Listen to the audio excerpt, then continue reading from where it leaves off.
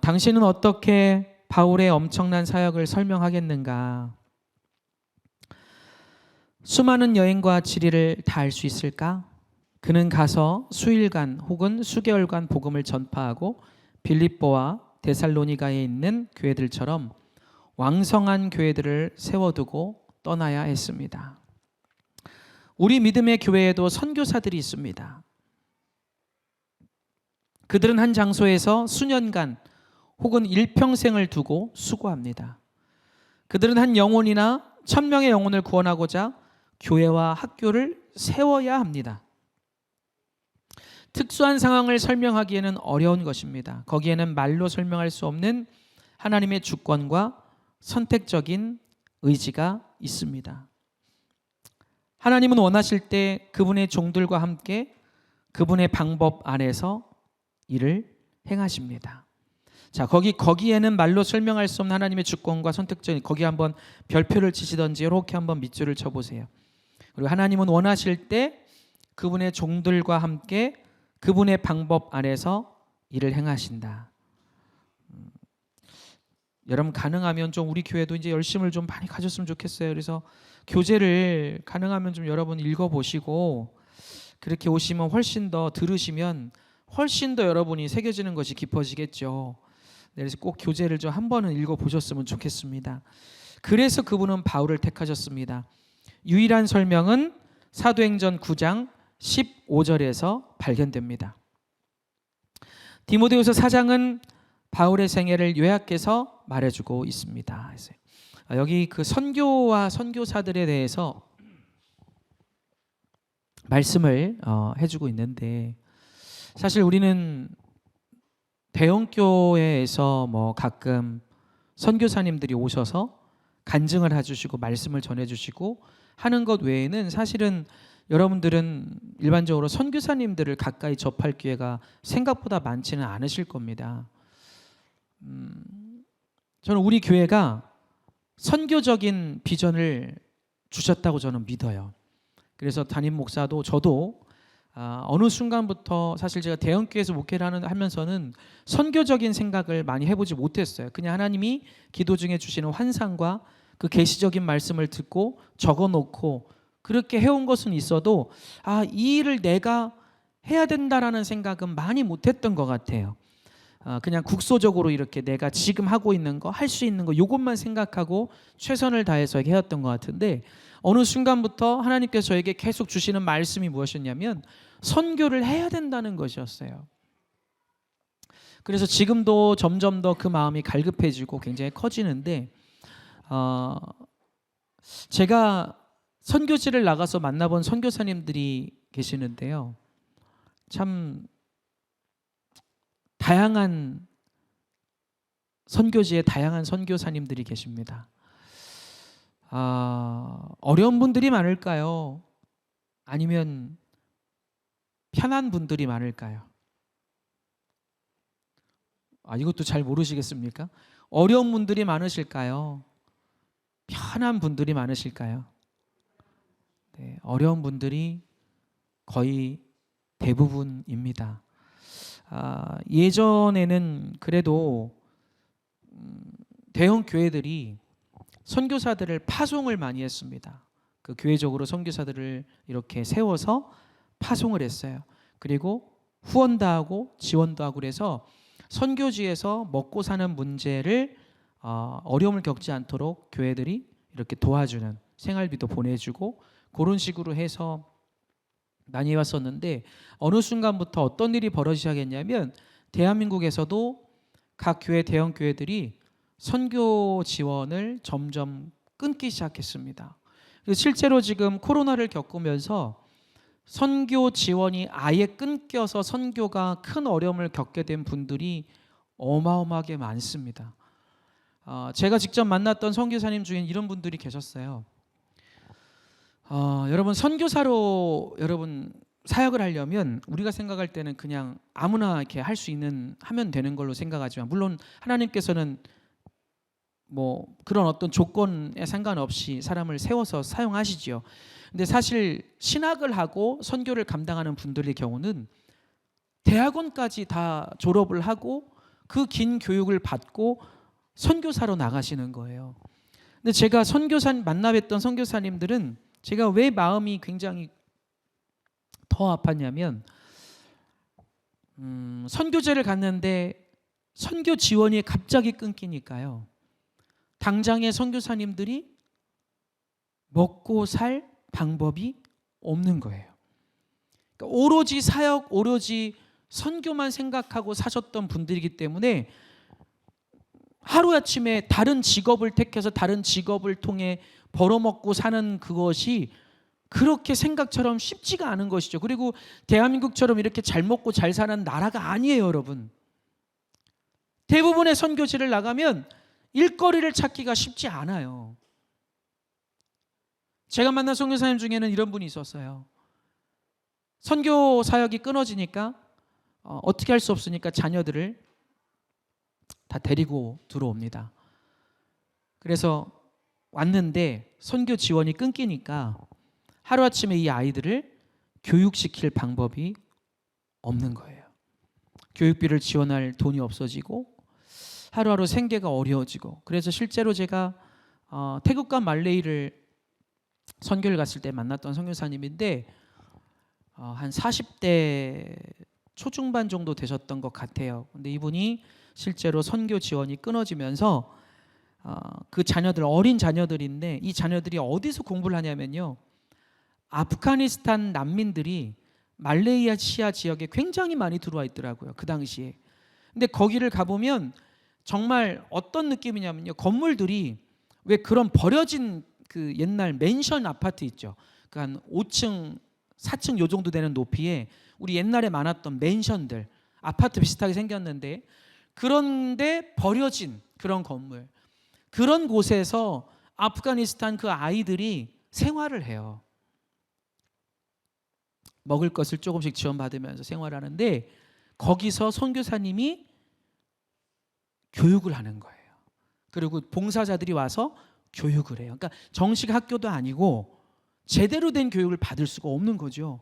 실제로 저희가 그 수업을 참관을 했는데 너무너무 작은 방에 그 많은 아이들이 따닥따닥 붙어 앉아요. 거기를 저희가 앉을 자리가 없어서 서서 구석구석 이렇게 서서 이렇게 겨우 서가지고 그 수업을 저희가 참관을 했는데 그 선교사님의 어린 자녀들이 그곳에 있었어요. 그래서 처음엔 저는 우리가 이제 선교를 가니까 아이들도 그곳에 부르셨나 보다 생각을 했는데 그게 아니었던 거예요. 그 자녀들을 학교를 보낼 돈이 안 돼요. 그러니까 어쩔 수 없이 그 아프가니스탄 난민 아이들과 같이 거기서 교육을 받는 거예요. 참 뭐라고 말로 표현이 안 될 만큼 많이 마음이 아프고 참 많이 울다 왔는데 지금도 그 선교사님이 저는 가끔 생각이 나요. 정말로 잘 지내실까? 어떻게 하고 계실까? 여러분, 우리가 사실 하나님의 일을 감당하다가 또 교회 생활하다가 신앙생활하다가 힘들 때가 있습니까? 없습니까? 있습니다. 없다는 거는 말이 안 돼요. 당연히 힘듦이 있어요. 그런데 우리는 그때마다 왜 우리가 자꾸만 불평을 하게 되고 원망을 하게 되고 탓을 하게 되고 좌절을 느끼게 되냐면 내가 제일 힘들다고 느끼기 때문에 그래요. 나보다 힘든 사람이 없을 거야. 우리는 보통 그런 생각을 가끔 하거든요. 진짜 왜 나는 이렇게 해야 돼? 왜 나는 이렇게 이런 여건 이런 환경에 나는 왜 있어야 돼? 내가 이 상황을 왜 겪고 있어야 돼? 라는 생각에 사로잡히기 때문에 우리는 사실 내가 제일 힘든 것 같은 느낌을 받아요. 그때 우리는 넘어지게 되고 불평하게 되고 원망하게 되고 탓을 하게 돼요.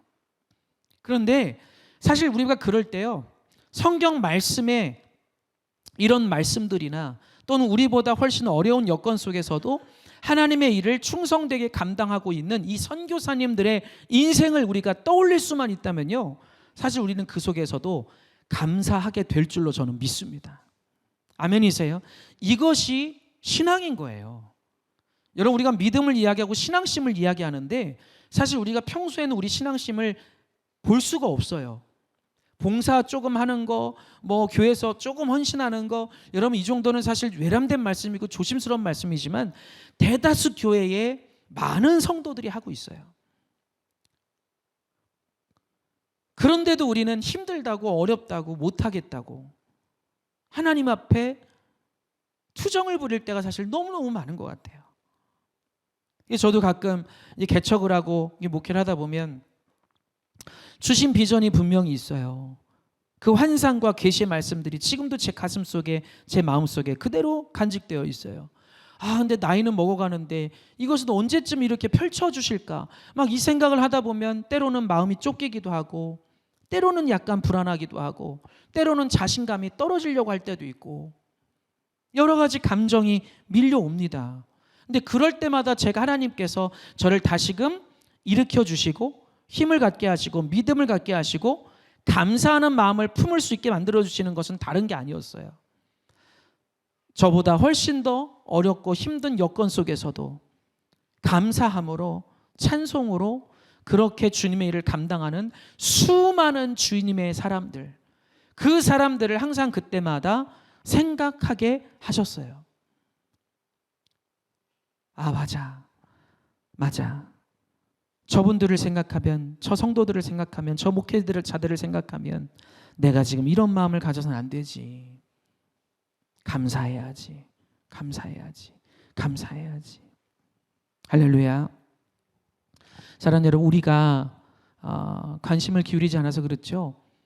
선교지까지 멀리 가지 않아도 우리 주위에 정말 어렵게 주님의 일을 헌신적으로 감당하는 분들이 정말 많습니다. 지금도 많은 젊은이들이, 젊은이라고 하면 자꾸만 우리는 뭐 20대 초중반만 생각하는데요. 그렇지 않습니다. 지금 100세 시대이기 때문에 여러분 지금 뭐 30대, 40대 다 젊은 세대예요. 근데 지금도요, 정말 자기 직장을 타협해 가면서도 하나님의 일을 위해서 막 선교를 나가서 선교하고 들어오고 이런 분들도 굉장히 많고요. 그 훈련을 받기 위해서 스스로의 돈을 투자하고 물질을 투자하고 시간을 투자하고 자기의 모든 것을 투자해서 그 훈련을 받겠다고 그렇게 뛰어드는 분들도 많이 있고요.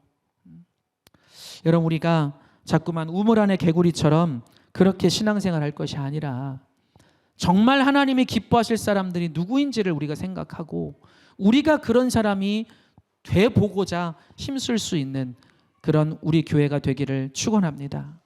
아멘입니까? 네. 저는 그래서 하나님 앞에서 우리가 이런 생각 좀 버렸으면 좋겠어요.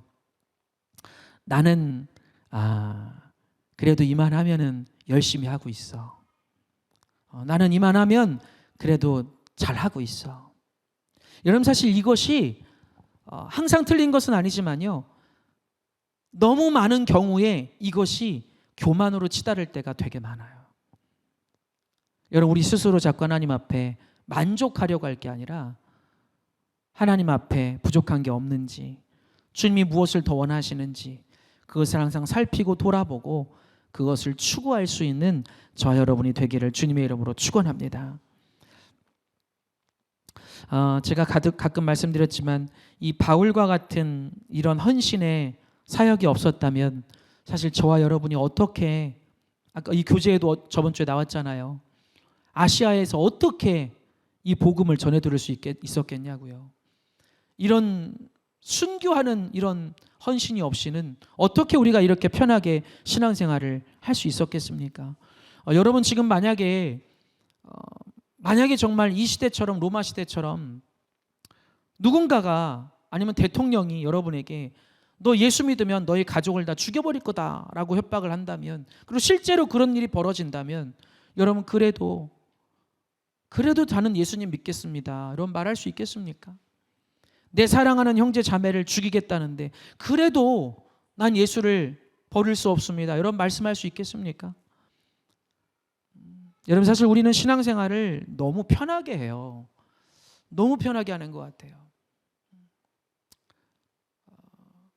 사랑하는 여러분, 좀 부탁드립니다. 우리가 예수님의 십자가가 무엇인지를 좀 깊이 고민하면서 주님의 그 고통에 동참하는 그런 선교적인 마음들이 될 수 있기를 바랍니다. 할렐루야. 바울이 인용한 구약성경 구절 보겠습니다. 그의 모든 서신이 구약성경 구절로 채워져 있습니다.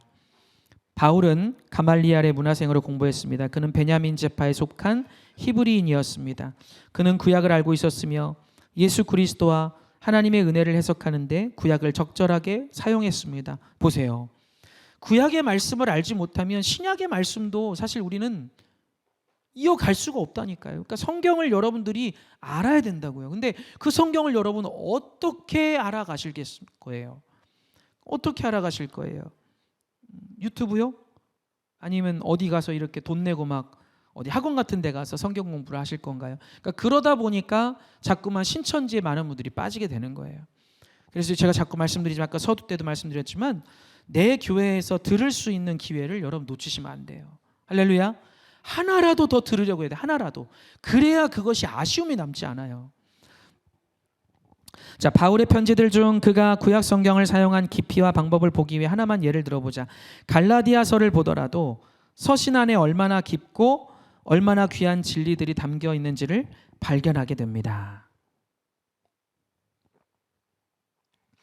여러분, 말씀이 우리 안에 깊이 들어와 있을 때 우리의 신앙이 열매를 맺는 거예요. 자, 우리 바울에 대해서 이제 오늘 거의 다 끝났는데 잠깐 앞에 봅시다.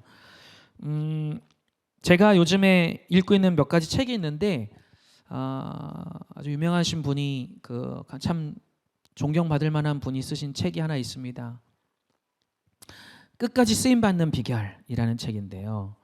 그 책의 내용에 보면 우리가 하나님을 만나고 부르심받고 구원을 확신하고 믿음이 자라고 또 훈련받고 사역을 감당해 나가고 점점 더 이제 주의 리더로 세워지고 더 나아가선 제자로 일꾼으로 헌신하게 되는 데까지를 쫙 꿰뚫는 그런 정리해 준 책이에요. 그런데 거기를 보시면요, 기가 막힌 가슴을 치는 내용이 나와요.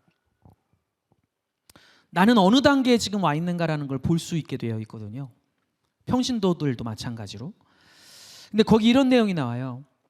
예수님 만나고 예배 생활을 열심히 하기 시작하고 찬양도 하게 되고 기도 생활도 조금 해가기 시작하고 이러다 보면 대부분의 사람들이 교회에서 이제 봉사도 하고 사역도 해가게 됩니다. 그런데 그 책에 어떤 내용이 나오냐면 여러분 잘 들으셔야 돼요. 많은 사람들이 착각을 한다는 거예요. 본인이 이미 리더의 수준에 올라와 있다고 착각을 한답니다. 봉사도 하고 헌신도 하고 예배생활도 그런 나름대로 이렇게 해가고 신앙생활 연수도 어느 정도 좀 돼가기 시작하면서 많은 사람들이 거기에 착각에 빠져버린대요. 내가 이제는 어떤 리더자의 수준에, 믿음 수준에, 신앙생활 수준에 올라왔구나. 왜?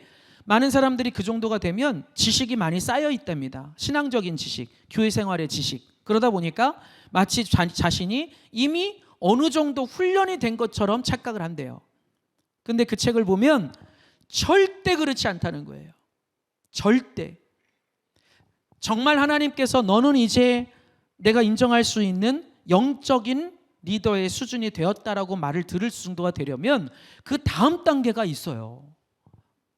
더 많은 고민을 하게 되고 더 많은 충돌을 겪게 되고 그 과정을 거칠 때 진짜 영적인 내가 어느 수준에 이제 나는 그래도 내가 교회에서 뭔가를 쓰임받기도 하고 또 이야기하기도 하고 누군가를 이렇게 끌어가기도 하고 할 수 있는 그런 영적인 수준이 되었구나라는 게 그 정도의 그런 과정이 더 거쳐야만이 그것들이 가능하다고 하는 거예요. 근데 우리가 그것을 모르면 많은 사람들이 그 전 단계에 그냥 멈춰버린대요. 그래서 그때부터는 어떤 일이 벌어지냐면 쉽게 말하면 평생 성경 말씀을 한 번 정도 일독한 걸로 그냥 사는 거예요. 그런데도 우리는 나 말씀을 그래도 좀 알아 라고 스스로가 착각을 한대요. 교회 생활 원리도 많이 들었다 보니까 너무 많이 들었다 보니까 모르는 게 없어요. 그러니까 나 어느 정도는 이제는 많이 알아라고 착각을 한대요. 그래서 그때부터 어떤 일이 벌어지느냐, 신앙의 성장을 위해 애쓰지 않는답니다. 영적인 뜨거움, 성령의 충만함을 추구해야 맞는데 그것을 하려고 하지 않는데요. 왜죠? 그냥 그 정도 수준에서도 자기 스스로가 어느 정도는 해가는 정도가 되기 때문에 그 다음 단계를 나가야 되는데, 주님은 그것을 원하시는데 많은 사람들이 그 다음 단계로 나가질 않는데요. 말씀도 더 묵상하려고 힘을 쓰고, 말씀도 더 깊이 알려고 힘쓰고, 막 주님도 더 만나고, 성령도 더 체험하고 이러려고 힘을 써야 되는데 그걸 하지 않는다는 거예요. 그래서 거의 과반수 이상, 대다수가 사실은 머물러 버린대요. 그것이 지금 문제라는 것이죠. 이것은 목회자도 마찬가지고 평신도도 마찬가지라는 거예요. 사랑 여러분, 우리가 바울 정도로 이렇게까지 크게 쓰임받지는 못할지도 몰라요. 여러분들 말씀이지만, 그러나 최소한 우리가 바울과 바나바와 정말 이런 쓰임받은 분들의 마음은 닮았으면 좋겠어요.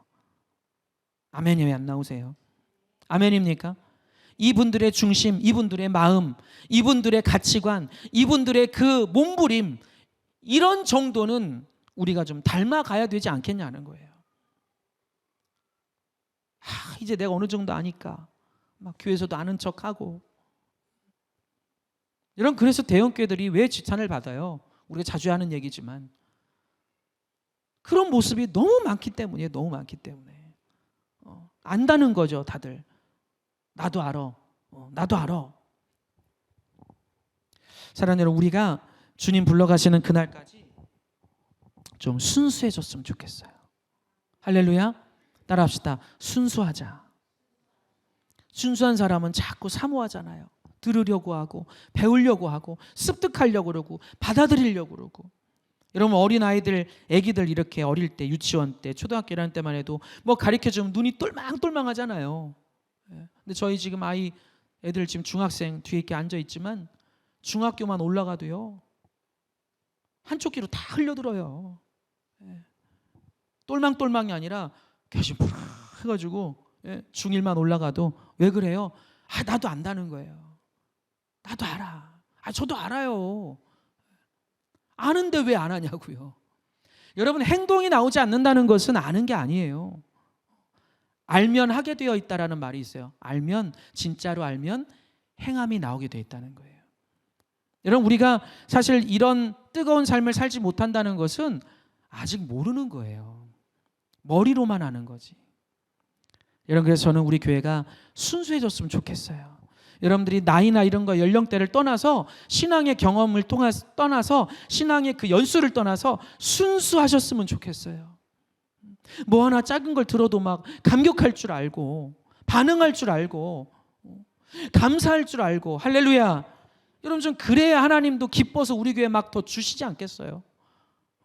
근데 그냥 뭘 줘도 그냥 감사도 별로 없고 그냥 뭐 감사하죠 뭐.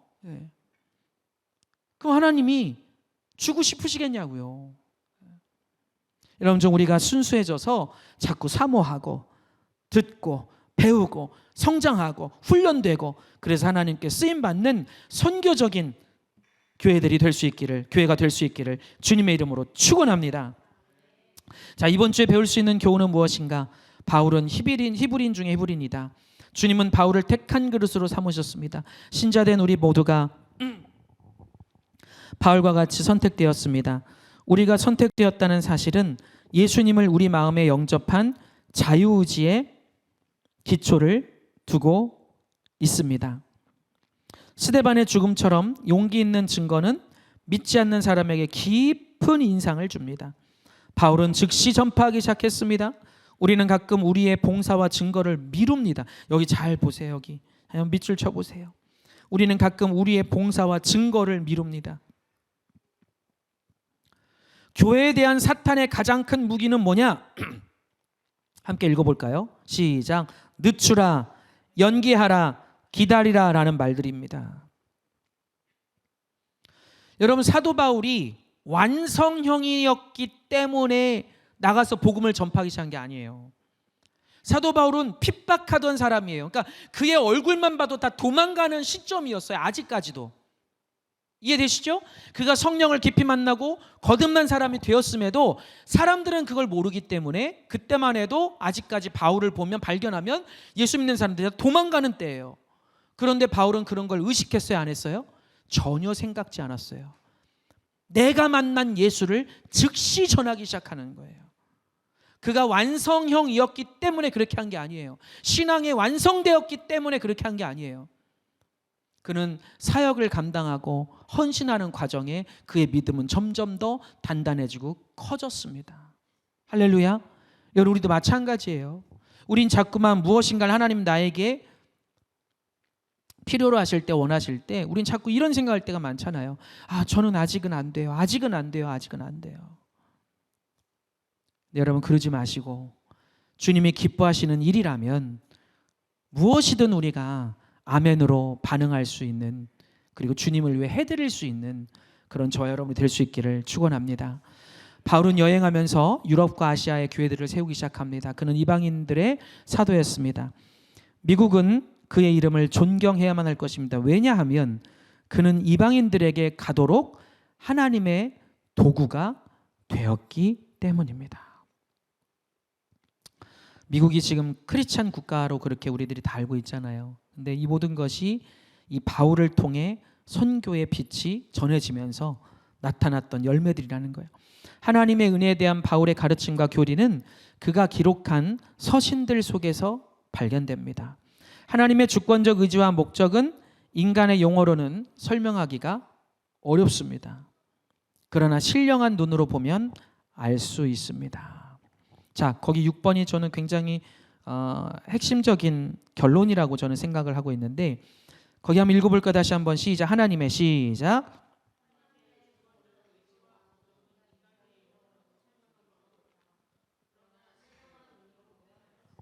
아멘.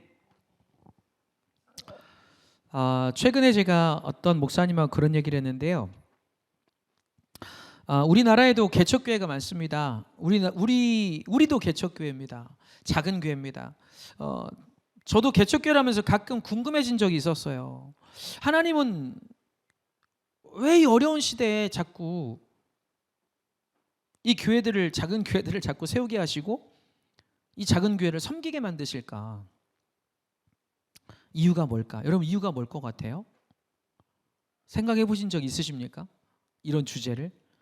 왜 하나님은 이렇게 굳이 이 어려운 개척교회들을 하게 하시고 섬기게 하시고 또 교회를 세우는 일을 우리에게 하게 하실까? 왜? 교회가 많다고 막 세상 사람들은 손가락질하는데 왜 그러실까? 생각해 보신 적 있으세요? 지금 잠깐 생각했을 때 답이 떠오르시나요? 답이 떠오르십니까?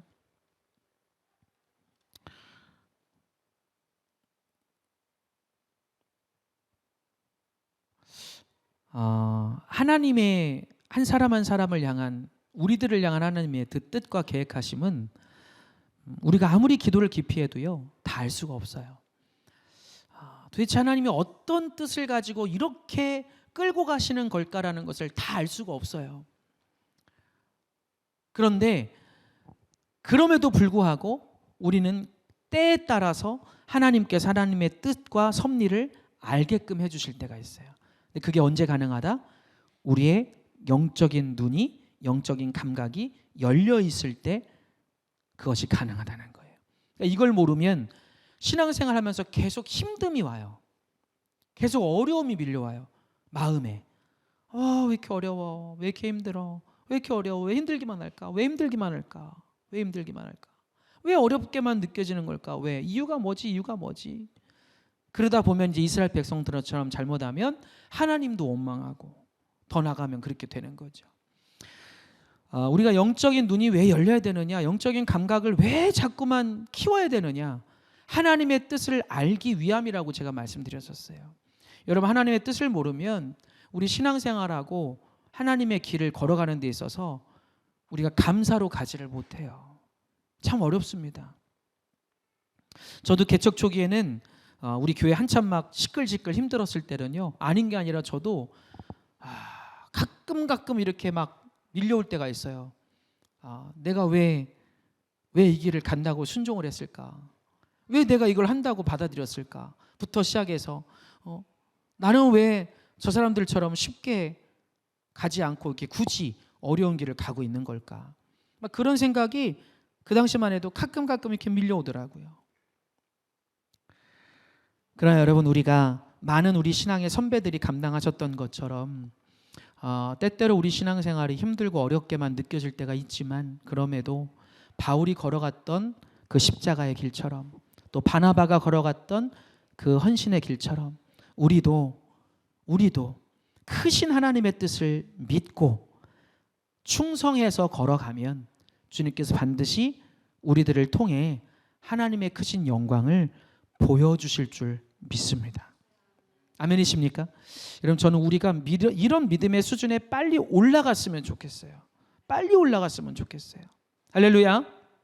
그래서 바울을 오늘 이제 마쳤는데, 저는 이제 여러분들이 바울과 같은 쓰임받는 분들 되시기를 축복합니다. 그래서 여러분이 이제는 그냥 목사님들의 기도를 받고 사는 것으로만 연명하고, 또는 막 주변에 누군가의 기도를 받는 것으로 연명하고, 그 정도가 아니라 이제는 내가 내 함께하는 교회 동역자들이 힘들어할 때, 어려워할 때, 아파할 때, 괴로워할 때, 지쳐 있을 때 내가 누군가를 위해 간절히 눈물로 기도할 수 있는 것, 그리고 나의 기도를 통해 누군가가 회복되고 나아지고 달라질 수 있는 것, 그리고 나의 기도를 통해 우리 교회가 사도행전 부흥으로 나갈 수 있게 되는 것, 그리고 나의 헌신을 통해 하나님 나라가 확장되어 가는 것, 저는 여러분들이 그렇게 되시기를 주님의 이름으로 축복합니다. 할렐루야. 이것이 하나님께서 우리들에게 바라시는 바람이에요. 사도행전의 성도들이 되라는 거예요. 아멘입니까?